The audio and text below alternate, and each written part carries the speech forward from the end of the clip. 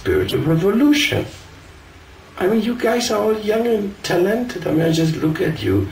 I mean, of course, I can't look inside. I just look at the outside, and they say the face is the index of the mind. So, I mean, so you guys are young and dynamic and powerful.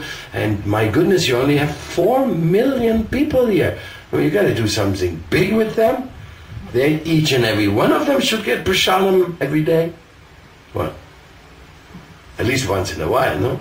And books and whatever and whatnot. And then you go to other countries of the world and keep preaching. Prabhupada didn't say, I'm a Croatian, I stay in Croatia. No, you go to the whole world. They all need bhakti, you know? Once you have covered all of Croatia. Huh? It's a wonderful perspective. So you make a spiritual revolution, that's what you really have to do. That's what really is business.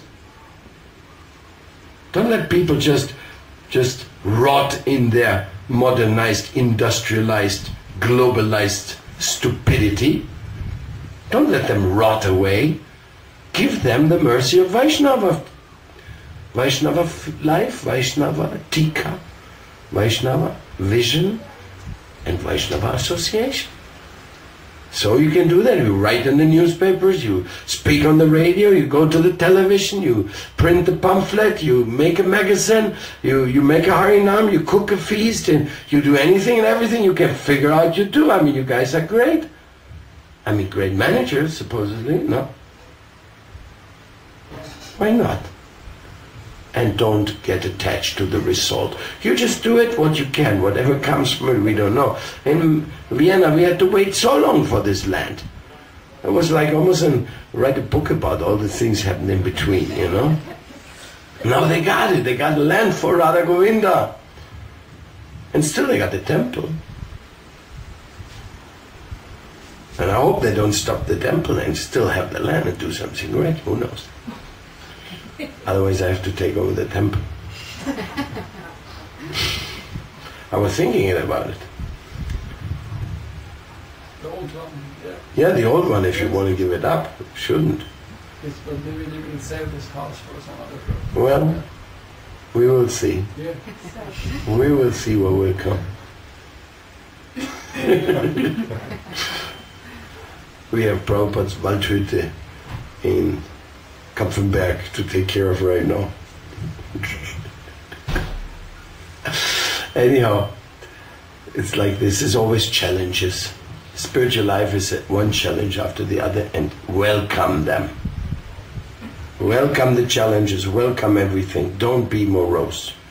Whatever you experience of difficulties in the past, make it a good brick and the foundation of your own surrender.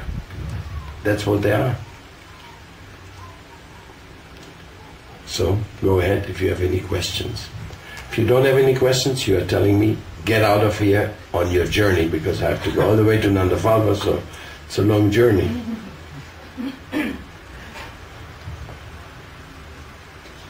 Yes, Shanti. Maharaj, thank you very much. Very inspiring lecture. Actually, always when I hear you in India, you are always so much enthusiastic.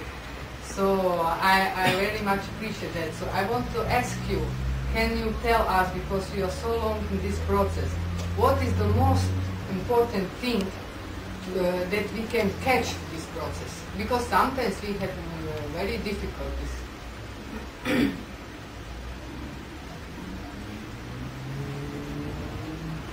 Well, as a remedy, I have absolutely no idea. It's just you take things serious. Seriousness. This is just, you can't go superficially.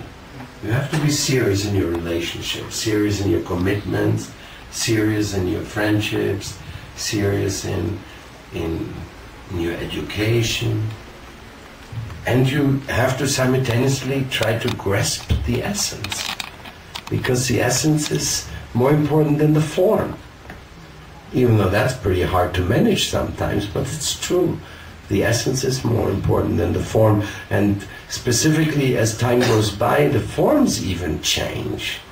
So you have to be very broad-minded. that is also necessary. So if you want to sum it up in a few words, read the Shikshastaka. And read it with the in mind, scrutinizing how much you're living up to it. And give yourself a good beating if you're not living up to it. You have a real good reason to cry. You know, to become a pure devotee is not a question of pushing a certain button or something. It's really a question of getting the Guru's grace. So we should be very attached to the Guru's orders and really making them our life and soul, and there's a good chance that grace may descend on us. Because within the Guru's grace, all the blessings for you are already included from the very day you met him. It's not that he's going to reveal his blessings after 20 years. From the very day you met him, all the grace is included there. You just have to take it and mature it and hopefully distribute it. I do think personally that distributing it means getting a chance to actually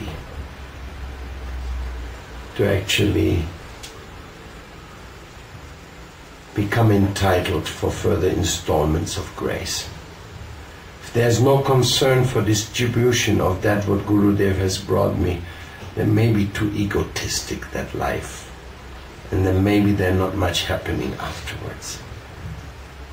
I met one devotee, don't want to mention names obviously. I like him very much, a nice guy. And he loves to play golf. I mean, in my whole life I have not found anything more stupid than football in golf. And I really tried looking, you know. Is there anything more silly? People running after a little ball and hitting it, and then they're feeling like they're great guys, and no, really, I mean, it's silly. So the guy, the devotee, likes to play golf. And because he's a little rich, so then he thinks, I must be a good guy. Now, just a few weeks ago, I got a letter from him. He said, Maharaj, doctor just told me that I got cancer. What shall I do now? Well, obviously, I didn't tell him go on playing golf.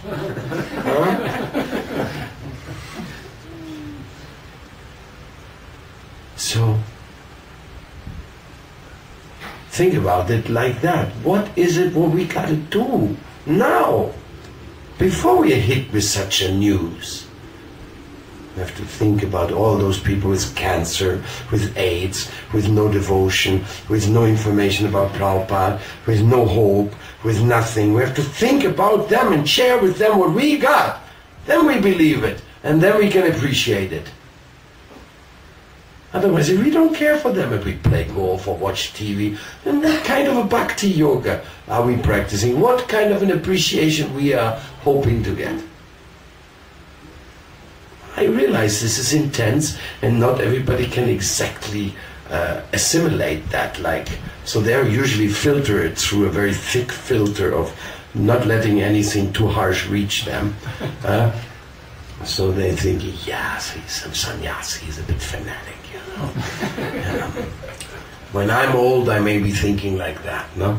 No, preaching is now. Preaching, Prabhupada sent us out to preach the day we joined.